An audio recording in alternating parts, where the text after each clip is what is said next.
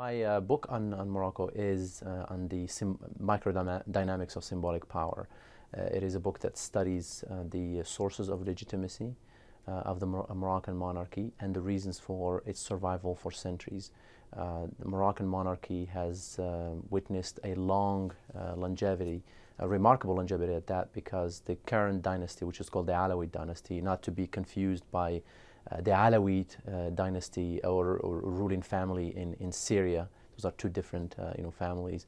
But this current dynasty in Morocco has been ruling since 1641, since the 17th century.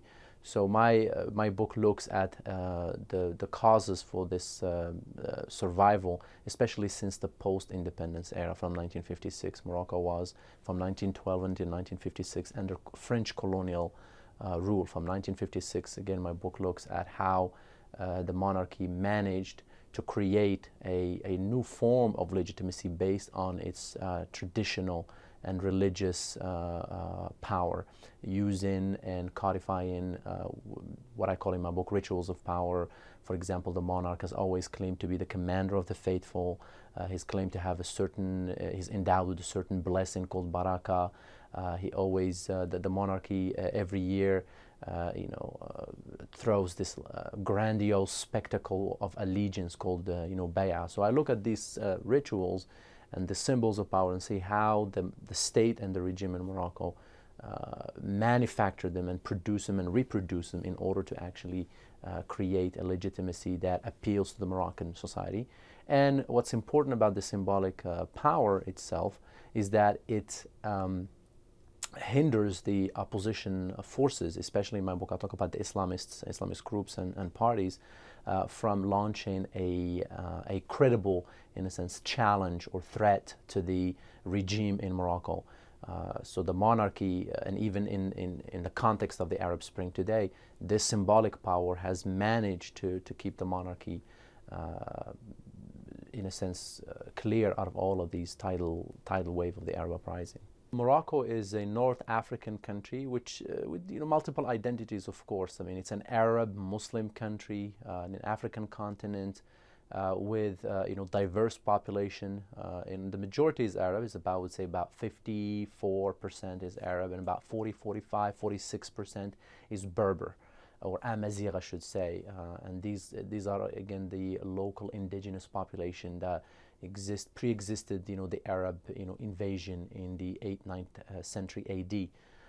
But for a long period of time, Morocco, of course, has enjoyed a great deal of stability and has always been looked at as the model, let's say, of progress and stability in the Middle East and North Africa. But Morocco is a monarchical political system. It's a system in which the monarch not only reigns but also rules. He wields a lot of powers. Discretionary powers and constitutional powers, and as I said before, he also has a tremendous religious power. So he's not only is he the temporal ruler, but he's also spiritual ruler as well of the country. Country holds about 33 million people. Larger agricultural economic system. Tremendous, I would say, socioeconomic gaps, and I think that was one of the underlying reasons and that Morocco shares with the rest of the Middle East and North Africa in light of the Arab uprising that we've been witnessing in the last year. High unemployment rate, about 20–21%, depending on the source, unemployment rate. What is called, of course, a youth bulge. The majority of the population, of course, is under the age of 25 years old. So again, these are these kind of toxic mix that made the whole region unstable as of recent year. But Morocco was also enjoyed a great deal of success as a regime, in a sense, dealing or offsetting the tide of the Arab uprising, and I think in large part because of the role of the monarchy in the political system, and of course because of the legitimation by the regime and the state of the protest movement, which is called in Morocco the February 20th movement. That's because that's when they launched it, February 20th, 2011. In Morocco, there are, I would say, various variables why the regime and the state has largely in a sense, managed to weather, this tempest of the Arab uprising.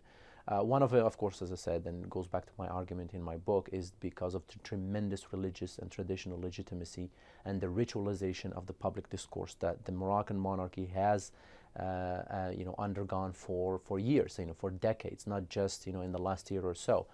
The second one, which I think a lot of scholars, a lot of pundits call as the monarchical popularity, and I think that's a little bit of a facile argument because popularity is not the same thing as legitimacy in the sense that I talk about it in my book.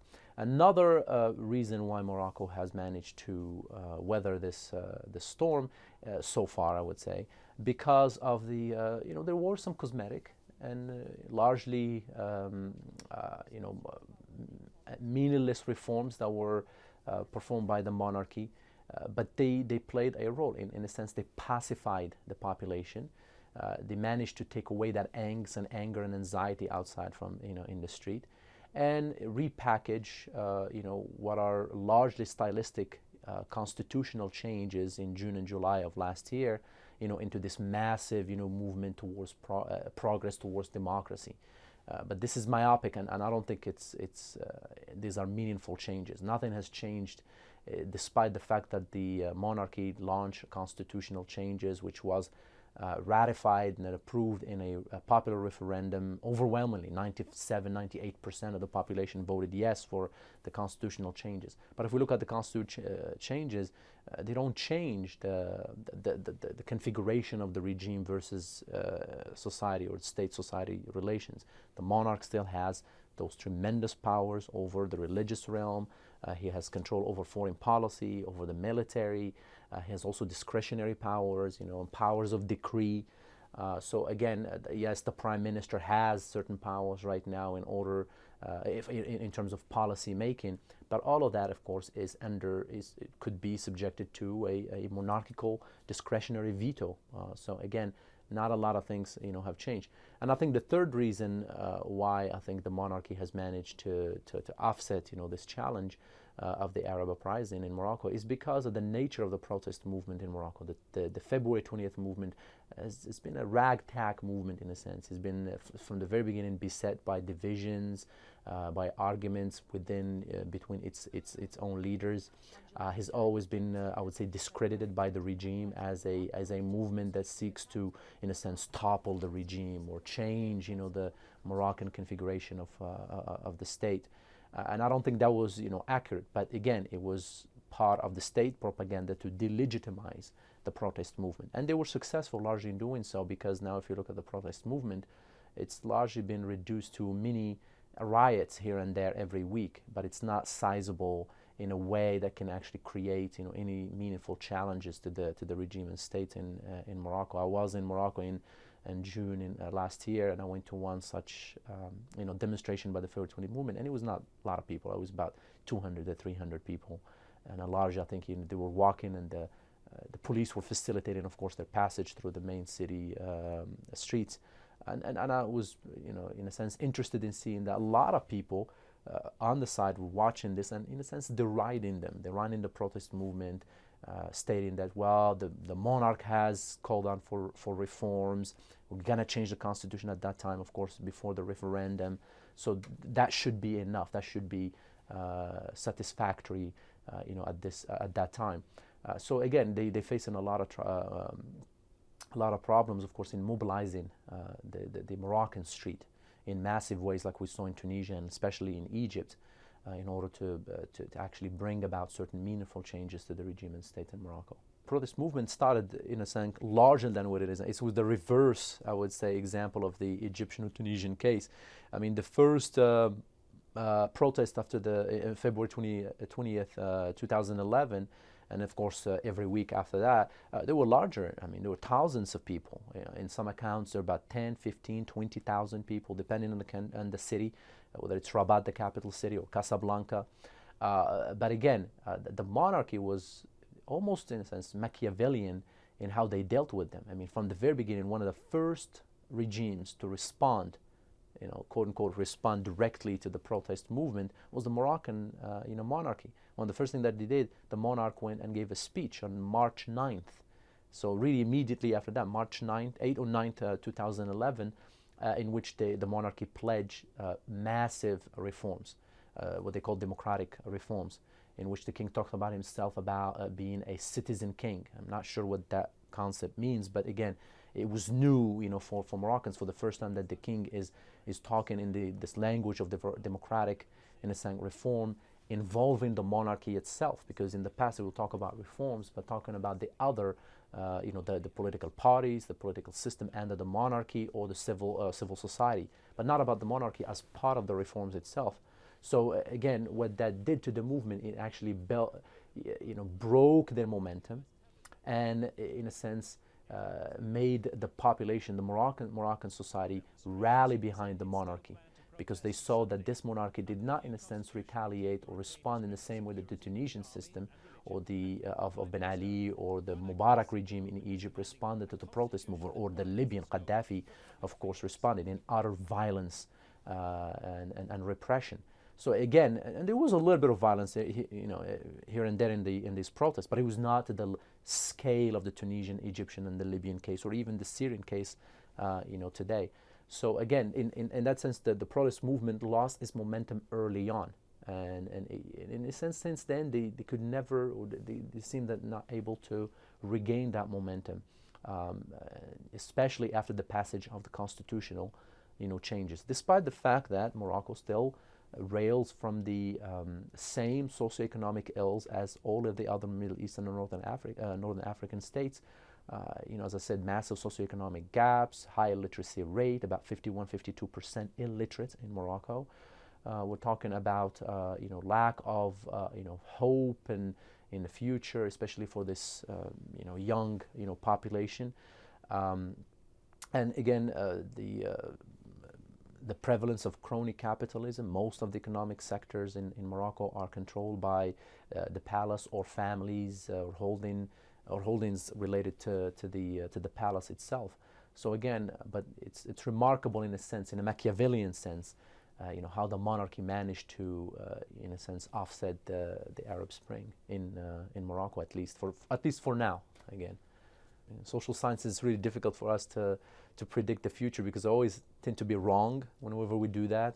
So I don't know. I mean, I would say that the monarchy so far is immune from that.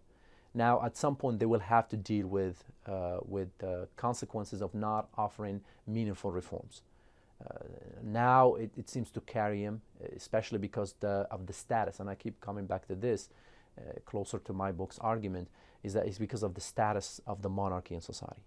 I think it's unparalleled. I'm not going to say it's unique, because I think more need to be done in order to study the other monarchical systems in the Middle East. Because in the Middle East, if you look at something right now, and interesting is that monarchies, they don't seem perturbed by the Arab uprising as much as the Republican states in the Arab world.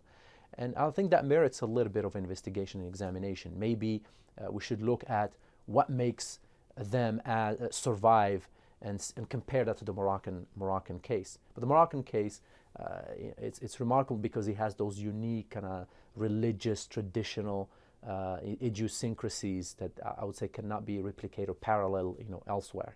And I'm sure maybe the monarchs in the Gulf region or Jordan, have certain traditional or tribal legitimacy sources, but I think those need to be investigated. But back to the prediction, I think Morocco so far is immune, and I would probably, if I was a gambling man, say yes. I'll probably place my bet on the monarchy at this point. And why wouldn't anybody? Empirically speaking, we're sustained by the argument that this is a monarchy that stood the test of time for 3-4 centuries right now, stood the test of the modernization theory in the 1950s and 60s, that wrote the obituary of the monarchy many times, that the monarchs were facing this king's dilemma, to phrase the great scholar Samuel Huntington, that because of modernization they will have to, in a sense, to change their traditional ways, otherwise they will face extinction. But again, they haven't. So I would say, I would say for now they are safe. But at some point, they will have to deal with meaningful changes and reforms. Otherwise, I think there will be potential for upheaval, at all time. And let's not forget, it only took one spark. It only took one, vegetable seller in Tunisia to spark what we're witnessing today in the Arab world.